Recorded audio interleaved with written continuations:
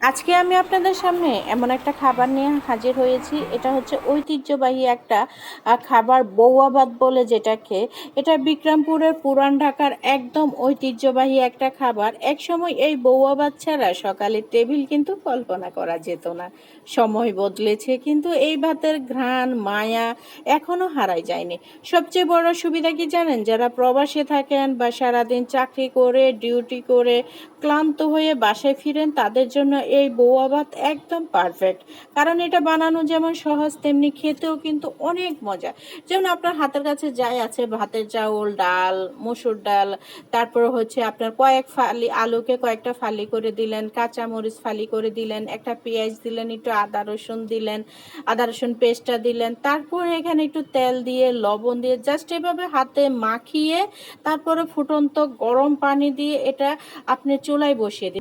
ফুটন্ত গরম পানিটা অবশ্যই আপনি যেভাবে পোলার চাল রান্না করেন বা ভুনা খিচুড়ি রান্না করেন, সে পরিমাণ অনুযায়ী আপনি 1 কাপ চালের সাথে 1.5 কাপ পানি দিতে পারেন। আর যারা রান্না করতে জানেন, এটা তাদের তো আন্দাজ করে পানিটা দিয়ে দেয়, তাদের আর মাপ লাগে না। তারপরে এইভাবে আপনি চুলার মধ্যে ঢাকনা দিয়ে বসিয়ে দেবেন, ব্যাস। আর এতটা সহজ, দেখলেন তো? এত আপনার কোনো ক্লান্ত লাগলো না, কোনো কষ্ট হলো না, জাস্ট বসিয়ে দিবেন। যখন এরকম পানি শুকিয়ে আসবে, ঠিক সেই মুহূর্তে আমি এখানে ধনেপাতা কুচিটা দিয়ে দেব। ধনেপাতা কুচি দিয়ে এই পিট ওপিট করে নাড়াচাড়া করে দিব।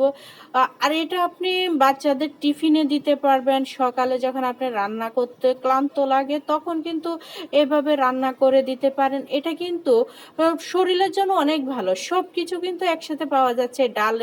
ডালেরটা পাওয়া যাচ্ছে, আলু, তারপর আপনার হচ্ছে চালের যে কার্বোহাইড্রেটটা, সব কিছু একসাথে যারা ডায়েট করেন তারাও কিন্তু এটা খেতে পারেন। আর হচ্ছে আপনারা যারা চাকরিজীবী আছেন, তারা তো এটা একেবারে এদের জন্য অনেক সহজ। তারপরে যখন হয়ে যাবে, তারপর আমি এখানে একটু ঘি দিয়ে দেব। ঘিটা একেবারে অপশনাল, আপনি চাইলে দিতে পারেন, তবে ফ্লেভারটা কিন্তু অনেক ভালো আসে। তারপরে চাউলগুলোকে এপিট ওপিট করে দিলাম, যাতে চাউলগুলো সব দিক দিয়ে একটা পারফেক্টভাবে সিদ্ধ হয়ে যায়।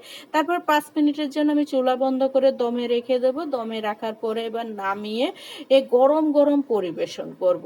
যত গরম গরম পরিবেশন করেন, আমি কিন্তু এটাকে ভর্তা দিয়ে সবাইকে পরিবেশন করব। এটা কিন্তু ভর্তা দিয়ে সবচেয়ে বেশি খেতে মজা হয়। কিন্তু আপনি এটা মাংস দিয়ে খেতে পারবেন, ডিম ভাজা দিয়ে খেতে পারবেন। যে যেভাবে খেতে পছন্দ করেন, সে সেভাবে খেতে পছন্দ। যারা খেয়ে অভ্যস্ত, তারাই বুঝতে পারবেন আসলে এটার স্বাদটা কেমন। আর যারা এখনও খাননি, তারা একবার হলে ট্রাই করে দেখবেন, এটা খেতে যে কত মজা হয়। আর আমার ভিডিওগুলো ভালো লাগে থাকলে একটা লাইক